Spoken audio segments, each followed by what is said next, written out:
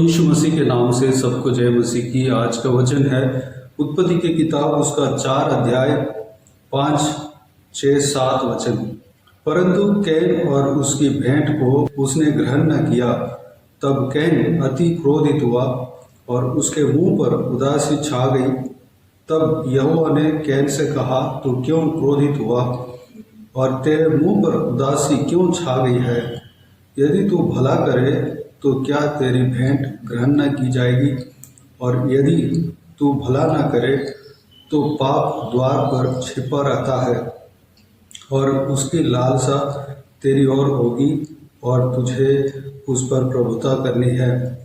मेरे प्रियो, कल के दिन में हम भेंट के विषय में देखा है, जो कि इस धरती में पहली बार जो इंसान माँ के कोख से जन्म लिया, वो और उनके भाई हाबिल और कैन दोनों काम धंधा किया और उसमें से जो लाभ आया, उस लाभ में से कुछ भाग को यहोवा के लिए भेंट लेके आया। उस विषय के बारे में कल के दिन में देखा, जो कि हम सब यहोवा परमेश्वर के लिए भेंट लेकर जाना चाहिए। भेंट के कई तरह के प्रकार है, कई प्रकार को हमें जानना है, उस प्रकार को हम जानना है और हर एक भेंट को हमें चढ़ाना है। अगर हम चढ़ाते हैं तो हम परमेश्वर को आराधना करते हैं, उपासना करते हैं, परमेश्वर से आशीष हम पाते हैं। दूसरी बात, हम भेंट चढ़ाते समय किस तरह रहना चाहिए। यहाँ पर हाबिल और कैन दोनों जन अपने कमाई में से कुछ लेकर यहोवा परमेश्वर के पास भेंट लेकर गए थे और चढ़ा रहे थे। लेकिन हाबिल जो छोटे भाई था, उनका भेंट ग्रहण किया गया, परमेश्वर ने ग्रहण कर लिया, लेकिन काइन का भेंट को ग्रहण नहीं किया। ऐसे क्यों हुआ? यहाँ पर इस 5, 6, 7 वचन में जब हम पढ़ते हैं तो हमें ये पता लगता है कि हाबिल भलाई करने वाला व्यक्ति था, भला मनुष्य था, इसलिए उनका भेंट ग्रहण किया गया। काइन जो है भेंट तो किया, भेंट तो दिया, लेकिन भला मनुष्य नहीं था, उसके अंदर गड़बड़ था, उसके अंदर क्रोध था, उसके अंदर परमेश्वर के खिलाफ की बातें थी, इसलिए उनका भेंट जो है ग्रहण नहीं किया। परमेश्वर इसी कार्य को पॉइंट आउट करता है, इसी कार्य को दिखाते हैं कि अगर भला मनुष्य नहीं बनता है तो पाप जो है उनके पीछे उनको निगलने के लिए छिपा रहता है। अगर कोई व्यक्ति भला मनुष्य नहीं है, उसके अंदर क्रोध है, उसके अंदर परमेश्वर के खिलाफ की बात है, तो यानी कि बुराई है, तो उसको निगलने के लिए, उसको काबू में करने के लिए पाप जो है मौका देकर छिपा रहता है। हमें उस पाप से छुटकारा पाना है तो हमें भलाई का काम करना है। हमारा भेंट जो है ग्रहण किया जाना है तो हमें भलाई का काम करना है। इस भाग में से यही हम सीखते हैं। यहाँ पर कैन के बारे में हमें ये जानने में आता है कि वह क्रोधित मनुष्य था। क्रोध हमारे अंदर नहीं होना चाहिए।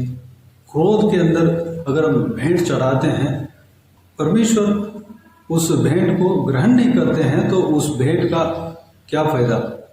परमेश्वर हमारे भेंट को ग्रहण करना चाहिए, तब उसका फल हमें मिलेगा, आशीष हमें मिलेगा। अगर ग्रहण करना है तो हमें उसका लायक बनना है। उसका लायक क्या है? हमें भला मनुष्य बनना है, भलाई करना है। अगर हम भलाई करते हैं तो वह भेंट जो है ग्रहण किया जाएगा और उस भेंट के बदले, उस भेंट के वजह से, उस भेंट के द्वारा परमेश्वर का महिमा होगा और परमेश्वर हमें आत्मिक आशीषें देंगे, अपने आत्मा से भरेंगे और जो उस भेंट का प्रतिफल भी हमें देंगे। मलाकी के किताब 3 अध्याय के अनुसार परमेश्वर 10वां अंश का फल जरूर हमें देगा। परमेश्वर कहता है, मुझे परीक्षा करके देखो, मेरे लिए भेंट चढ़ाकर 10वां अंश देकर मुझे टेस्ट करो कि मैं अपरंपार आशीष देता हूँ कि नहीं। परमेश्वर चैलेंज करते हैं, अगर हम भेंट चढ़ाते हैं, 10वां अंश देते हैं, तो उसका प्रतिफल परमेश्वर हमें ज़रूर हमें देंगे। मेरे प्रियो, हमें भला मनुष्य बनना है, क्रोध हमारे अंदर नहीं रहना चाहिए। हम इंसान हैं, हो सकता है हम गुस्सा हो गए हों, लेकिन गुस्सा सांझ तक ठंडा हो जाना चाहिए, सांझ तक बदल जाना चाहिए, सांझ तक सब कुछ सही हो जाना चाहिए।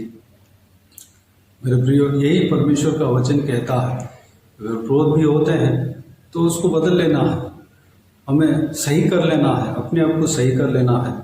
हमें हमेशा क्रोधित इंसान नहीं बनना है, बुराई करने वाला मनुष्य नहीं बनना है, दूसरों को बुराई करने का सोच हमारे अंदर नहीं होना चाहिए, अपने भाई को बुराई करने वाला सोच हमारे अंदर नहीं होना चाहिए। सभी से मेल मिलाप के साथ रहने के लिए परमेश्वर का वचन कहता है। अगर हम इस तरह की कार्य हम करते हैं, इस तरह की सोच अगर हमारे अंदर है, इस तरह की जो परमेश्वर का वचन कहता है भलाई का काम अगर हम करते हैं, तो हमारा भेंट ग्रहण किया जाएगा। हमें निगलने के लिए, हमें काबू में लाने के लिए जो भी पाप, शैतान, गंद आत्मा मौका देता है, उसको हम मौका नहीं देंगे, उसको हम हरा पाएंगे। किसके द्वारा? हमें भलाई करने के द्वारा, बुराई चीज़ों से, बुरी चीज़ों से हमारा हृदय को बचाने के द्वारा हम शैतान को हरा पाएंगे, पाप को हरा पाएंगे, दुष्ट आत्मा को हरा पाएंगे, हमारा भेंट ग्रहण किया जाएगा। तो आइए मेरे प्रियो, इस बहुमूल्य वचन के लिए हमारे महान परमेश्वर ने जो दिया है, उस बहुमूल्य वचन के लिए परमेश्वर को धन्यवाद दे, स्तुति करें। आइए हम प्रार्थना में जाएं। स्वर्ग पिता, दयालु परमेश्वर, आपको धन्यवाद देता हूँ आज के इस आपके बहुमूल्य वचन के लिए। आपको धन्यवाद देता हूँ परमेश्वर, बीते हुए दिनों में हमें संभाला, बचाया, सुरक्षित रखा। आपको धन्यवाद देता हूँ आज के दिन में जो आपने वचन दिया, उस बहुमूल्य वचन के द्वारा हमने जो कुछ भी मनन किया पिता परमेश्वर, उस मनन करने के लिए जो कार्य आपने दिया, पवित्र आत्मा हमें चलाया, उस सारे बातों के लिए आपको धन्यवाद देते हैं परमेश्वर। पिताजी, हम काइन की तरह बुरा नहीं सोचने पाए, क्रोधित मनुष्य ना बनने पाए। हालेलुया, हम भलाई के काम करने पाए, भलाई का सोच हमारे अंदर होने पाए, प्रेम हमारे अंदर देना पिता, ताकि हमारा भेंट ग्रहण किया जाने पाए, हम पाप के गुलाम ना बनने पाए। परमेश्वर अनुग्रह देना पिता, पाप हमें परमेश्वर प्रभुता करने ना पाए, उसके लिए हम भलाई करने पाए। परमेश्वर अनुग्रह देना पिता। हालेलुया, इस बात को हमने मनन किया है पिताजी, हम आबिल की तरह भलाई करने वाला बनने पाए। परमेश्वर, हम सच्चे दिल के साथ परमेश्वर सीधे मनुष्य बनने पाए। परमेश्वर, आपके पीछे हम चलने पाए, आपके सत्य मार्ग में हम चलने पाए। परमेश्वर, हमारा हृदय को पिता तैयार करना पिता, हमारा हृदय को शुद्ध करना पिता, हमारा हृदय में क्रोध ना होने पाए। परमेश्वर, अनुग्रह देना परमेश्वर। अगर हम आपको भेंट चढ़ाते हैं, बलिदान देते हैं, दशमांश देते हैं, तो उसका प्रतिफल जरूर हमें देंगे परमेश्वर। दशमांश अगर आपको देंगे तो हालेलुया, आपने कहा कि मुझे परीक्षा करके देखो कि मैं अपरंपार आशीष देता हूँ कि नहीं। पिताजी, हम हालेलुया उस आशीष को हम ज़रूर पाएंगे। आपको धन्यवाद देता हूँ परमेश्वर। पिताजी, आप आशीष देने के लिए चाहते हैं पिता, इंतज़ार करते हैं परमेश्वर। धन्यवाद देता हूँ, हम आपके हैं परमेश्वर। हमें बनाना, हमें चलाना, हमें परमेश्वर अनंत जीवन की ओर लेकर चलना, हमें आत्मिक उन्नति देना परमेश्वर। धन्यवाद। बाकी सारी बातों को आपके हाथों में सौंपते हैं परमेश्वर। जो कोई भी जन इस वीडियो को देख रहे हैं, हम सभी का जीवन में कार्य करना, हृदय में कार्य करना पिता। किसी को भी कोई भी कमी घटी ना होने देना, भरपूर आशीष देना। कोई भी जन बीमार हो, उनको आपके हाथों में सौंपते हैं, उन्हें छूना, चंगा करना प्रभु यीशु मसीह के नाम से चंगा होने पाए। अगर किसी को दुख हो, तकलीफ हो, सारा दुख तकलीफ को दूर करना, परेशानी को दूर करना, आंसू को पोंछना। जिनको जो कुछ भी प्रार्थना का विषय है पिता, सारा प्रार्थना का विषय का उत्तर देना परमेश्वर। हालेलुया, अनुग्रह देना परमेश्वर। जो कोई भी जन जहाँ कहीं भी जाते हैं आते हैं, नौकरी में, बिजनेस में, पढ़ाई करने के लिए, स्कूल में, कॉलेज में, जहाँ कहीं भी जाते हैं, मार्केट में जाते हैं आते हैं, ट्रैवल करते हैं, हर एक जनों के संग रहना परमेश्वर, सुरक्षित रखना पिता।